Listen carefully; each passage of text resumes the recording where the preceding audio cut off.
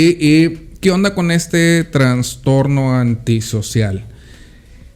Si se nace, si se hace, ¿qué onda, no? Primero vamos a distinguir entre lo que es un psicópata y un sociópata. Esta distinción es más que nada de orden conceptual. Cuando hablamos del psicópata, hablamos de aquella persona que tiene la tendencia o la predisposición a desarrollar el síndrome y la patología.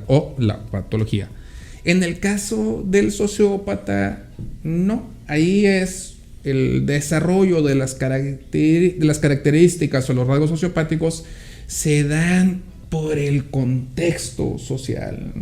¿Qué es lo que está alrededor de este sujeto que sirve de modelo para que él replique esas conductas sociopáticas, ¿no? Pongo un ejemplo. Había una familia hace muchos años. Había varias familias, ¿no? Pero yo me acuerdo de haber trabajado con una, ¿no? Entonces, la persona que yo conocí era apodada el Seco, ¿sí? Y resulta que estaba el Seco, estaba su hermano, ya en paz descanse, Juan Francisco, algo así se llamaba. Estaba la mamá, estaba la hermana, estaba el tío y toda la familia, ¿no? Pero el mismo contexto, era un contexto de conflicto, ¿no? Vivían allá por el rumbo de Sierra Ventana, allá arriba del cerro, ¿no?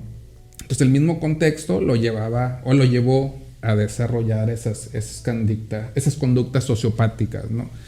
Donde eran hasta cierto punto bien vistas o bien recibidas, ¿no? O sea, mamá, ¿sabes qué? Pues me robé esta cartera, aquí está para la despensa. Hijo, que es malo que robes. Ven, déjame, te doy tu manazo, pero presta para la despensa. Pero tenemos, ¿no?, que comer, ¿no? Sí, así comer, ¿no? Entonces, pudiéramos decir de cierta manera que el desarrollo de estas características parte de factores tanto biológicos como sociales, ¿no? Es importante hacer esta definición. Y algo es muy de... Toda conducta delictiva es una conducta antisocial, pero no todo antisocial es delincuente. Y no todo delincuente es antisocial. Hay que ver cómo están las cosas. Okay. Está muy locochón este rollo. Y es que para ser considerado un trastorno antisocial de la personalidad, se tienen que cumplir con varios elementos o indicadores, ¿no? Que te los da el Manual Diagnóstico de Desórdenes Mentales.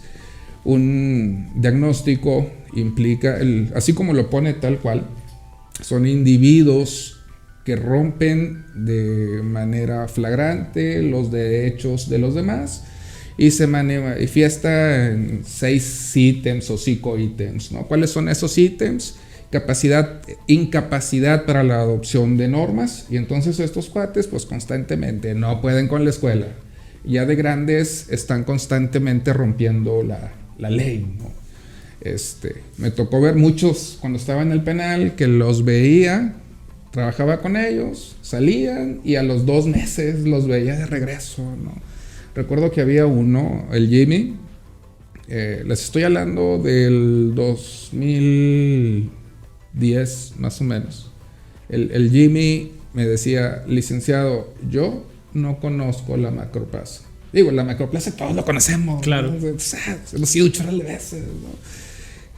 Pero no la conocía, porque de adolescente estuvo en el Tutelar, luego estuvo en el Topo Chico, luego estuvo en el Apodaca, luego estuvo en el Cadereyta, y luego salió del Cadereyta y regresó al Cadereyta, ¿no? De hecho, cuando él se iba fue algo así como que, ¿qué onda? ¿Cuándo regresas? ¿No? O sea, entonces está repitiendo continuamente esa conducta, ¿no? Hay una impulsividad, no son capaces de prever el futuro, piensan solo en el aquí y en el ahora. Irritabilidad que se demuestra en transgresiones, en agresiones. Está la deshonestidad. Y podemos decir, bueno, ¿cómo medimos la deshonestidad? ¿No? Es algo muy ambiguo, ¿no? Sí, muy ¿no? intangible. Pero pues resulta que cuando hablamos en ellos de deshonestidad, Hablamos de, por ejemplo, los defraudadores. Te echan unas mentiras bien bonitas. Ay, no, yo te voy a dar esto y aquello. Y sopas, es pura mentira, no sé, te roban, ¿no? Los mentados crímenes de cuello blanco, ¿no? Las personas que tienen muchos alias. Y entonces, por ejemplo, conocí personas que tenían 6, 7 alias. Cada vez que los detenían, daban un nombre nuevo y otro nombre, otro nombre. Entonces, se decía, cuando le ponías el nombre en el expediente, tenías que poner todos los alias, ¿no? Entonces, pues prácticamente los alias abarcaban toda una página de Word, claro, ¿no? Sí, tantos alias que tenían para poder seguir engañando, ¿no? Son incapaces de tener una responsabilidad económica. Entonces, tienen hijos y pues, ¿quién sabe qué será de mi hijo? No les importa. No hay remordimientos en ellos.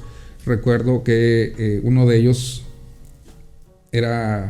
trabajaba para cierta parte, ¿no? Entonces él me comentaba, licenciado, tu trabajo es platicar conmigo y pues yo vengo y platico contigo. El mío es matar gente, o sea, yo salgo y mato, ¿no? Cero remordimiento, decía el cuate, ¿no? Cero remordimiento para nada, ¿no? Esto falta de empatía, ¿no? Es lo que iba a decir, ¿qué pasa con la cuestión emocional? Es donde dicen, ¿es biológico? ¿Es más social? O sea, ¿qué pasa con la cuestión emocional? En el caso de él tenía una formación militar. Entonces, él lo veía como un trabajo. Y si dentro de mi trabajo tengo que disparar, pues simplemente disparo. Que es la parte de la justificación. Que era parte de la justificación. Y ahí estamos hablando de algo. Entonces, ¿qué onda con este cuate? No, pues las cogniciones de este cuate, las creencias de yo estoy haciendo mi trabajo. O sea, siguiendo órdenes. ¿Sí?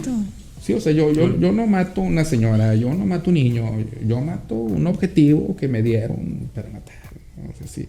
Y por ejemplo, era algo de ética, ¿no? Dentro de su trabajo, era esa. Yo no torturo, yo no mujeres, yo no niños, o sea, nada más con quien voy se acabó.